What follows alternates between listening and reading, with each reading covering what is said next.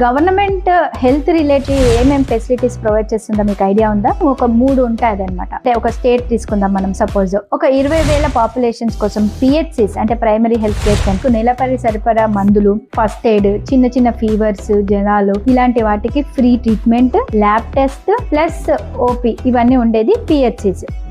1,00,000 population కోసం సిహెచ్సిస్ అంటే community health centre అని.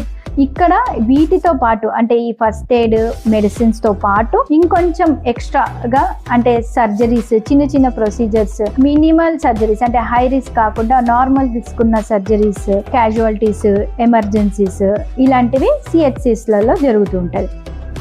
అలాగే మిగతా జనాల కోసం అంటే అందరికి టెర్షరీ కేర్ సెంటర్స్ అని Gandhi hospital, Osmania general hospital, NIMS వీటన్నిటి టెర్షరీ కేర్ హాస్పిటల్స్ అంటారు. ఇలాంగ్ విత్ ఈ బేసిక్ క్యాజువాలిటీ వీటితో పాటు సూపర్ స్పెషాలిటీ ట్రీట్మెంట్స్ కూడా ఉంటుంది మనకి. ఇది మీ హక్కు, మీకు ఫ్రీగా ప్రొవైడ్ చేస్తుంది గవర్నమెంట్. అది యూటిలైజ్ చేసుకోవాల్సినది హక్కు మీదే.